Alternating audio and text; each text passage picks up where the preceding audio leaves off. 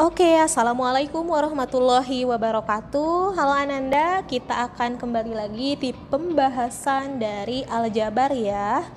Kemarin atau di video sebelumnya kita sudah membahas tentang variabel, koefisien, dan konstanta. Kemudian suku sejenis juga suku yang tidak sejenis ya. Dan kita tahu kalau akibat dari suku sejenis adalah kita bisa menyederhanakan ya. Jadi kita bisa menjumlahkan atau mengurangkan bentuk aljabar tersebut sehingga didapat bentuk yang paling sederhana. Nah, sekarang di video ini kita akan belajar bagaimana cara menyederhanakan bentuk aljabar. Namun sebelum itu mari kita lihat ya, untuk soal yang pertama, Bunda punya 3x dan 5x.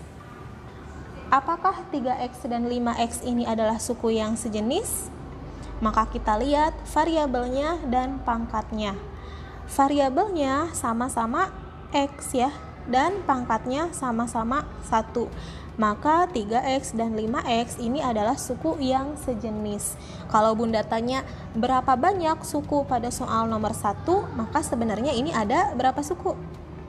Ada 1 suku ya, karena mereka sukunya yang sejenis, tidak berbeda ya.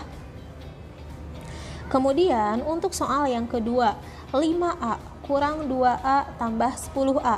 Apakah 5A, 2A, dan 10A adalah suku yang sejenis? Iya, karena variabelnya sama dan pangkatnya sama, A pangkat 1 ya.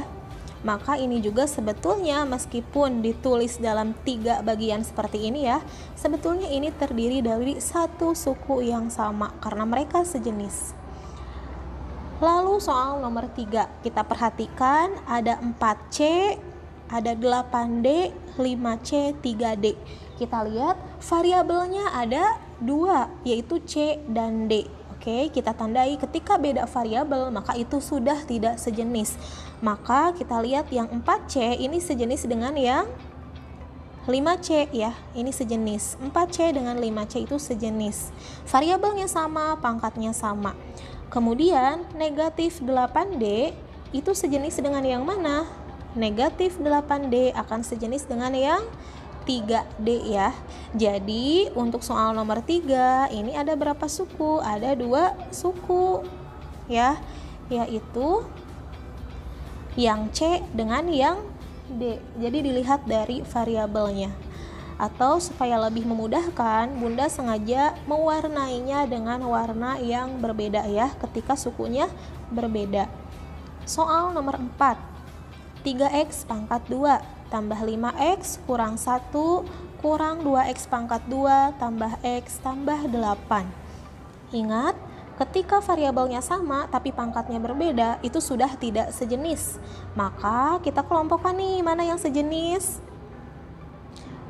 Yang 3x pangkat 2 ini sejenis dengan yang negatif 2x pangkat 2. Lalu yang 5x ini sejenis dengan yang x. Kemudian terakhir minus 1 ini sejenis dengan yang dengan yang plus 8 ya, bukan minus, mohon maaf. Jadi di sini kita sudah temukan di soal nomor 4 itu ada berapa suku? Ada 3 suku ya, ada 3 suku. X pangkat 2, X, dan yang konstanta. Nah, dengan mengetahui ada berapa banyak suku yang sejenis, maka kita bisa menyederhanakan bentuk aljabar di keempat soal ini.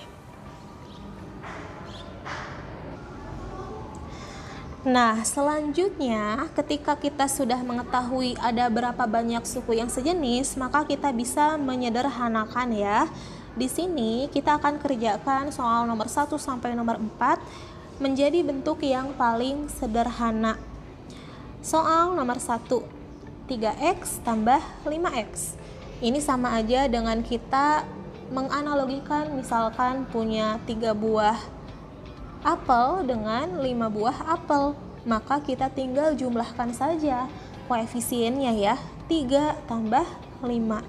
yaitu 8 buah apel atau di sini 8x. Untuk variabelnya itu mengikuti ya. Jadi yang dijumlahkan adalah koefisiennya. Makanya di sini perlu sekali untuk betul-betul memahami dari materi bilangan bulat.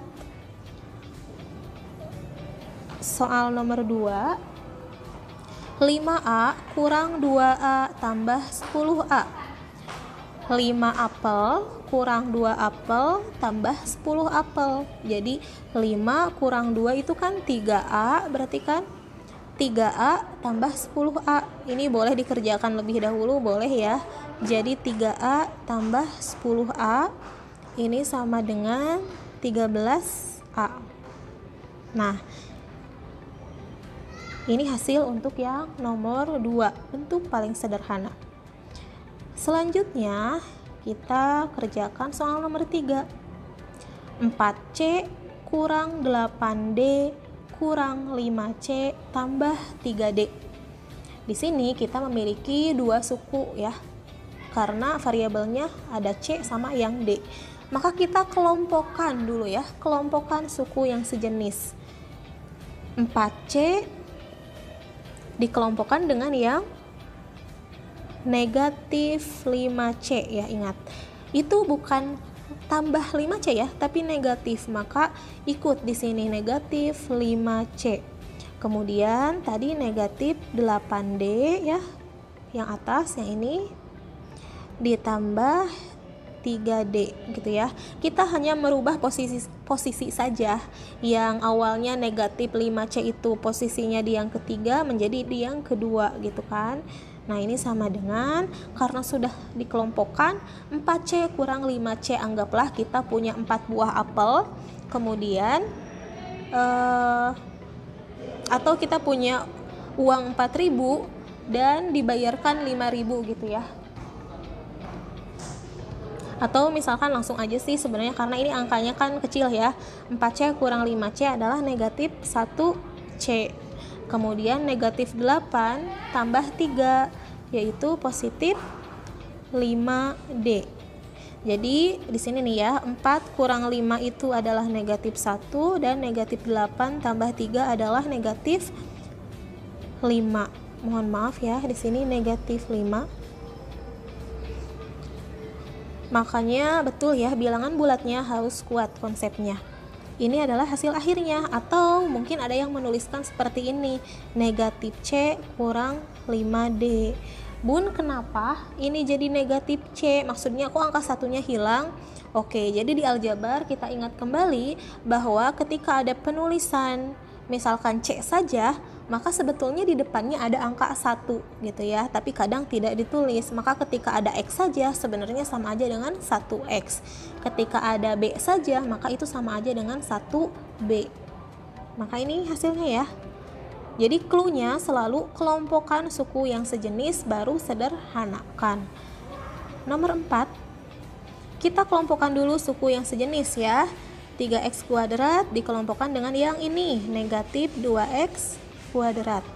Kemudian yang ini kan tambah 5x, yang belum apa nih, yang sana ya, tambah x. Kemudian kurang 1, yang ini tambah 8, sama dengan 3x pangkat 2 kurang 2x pangkat 2.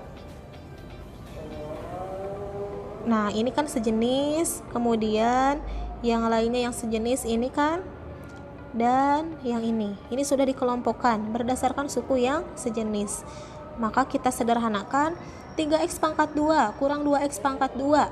Kita hitung, 3 kurang 2 yaitu 1x pangkat 2. 5x, positif 5x tambah 1x. Ini ada angka 1 ya. Maka 5 tambah 1 yaitu positif 6x. Negatif 1, bacanya dari negatifnya ya. Negatif 1 tambah 8 adalah positif 7. Oke, kita punya hutang 1.000, kita punya uang 8.000. Maka ketika dibayarkan kita masih punya sisa uang sebesar 7.000 ya. Negatif 1 tambah 8 adalah 7. Ini adalah bentuk yang paling sederhana. Oke, selanjutnya kita akan menentukan keliling dari bangun datar 2 dimensi ya. Di sini gambar A itu adalah persegi panjang, sedangkan gambar B adalah segi 5, di mana sisi-sisinya itu dinyatakan dalam bentuk aljabar gitu ya. Nah, yang pertama kita akan mencari kelilingnya. Karena ini berbentuk persegi panjang gitu ya, maka kelilingnya sebenarnya bisa menggunakan rumus atau bisa juga tidak. Untuk keliling itu memang sebetulnya tidak usah menghafal rumus, tidak perlu selalu menggunakan rumus, tapi kita tahu bahwa makna dari keliling itu adalah anggaplah ketika kita mengelilingi bangun tersebut, maka kita jumlahkan sisi-sisinya ya. Jadi memang gak harus ada rumus untuk menentukan keliling, tapi kita jumlahkan saja sisi-sisinya. Maka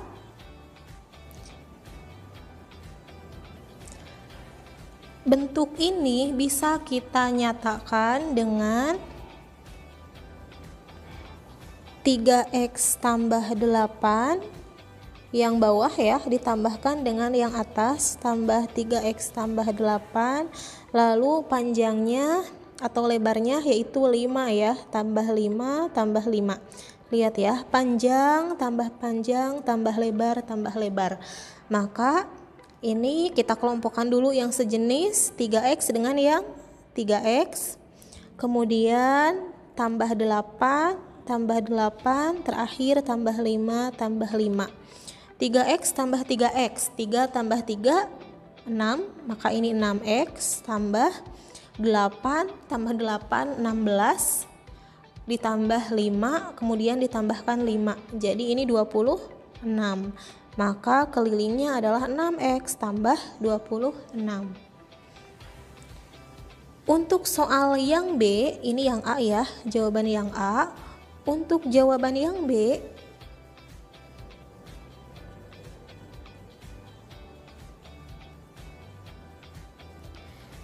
kelilingnya itu sama saja dengan menjumlahkan ya, menjumlahkan sisi-sisinya.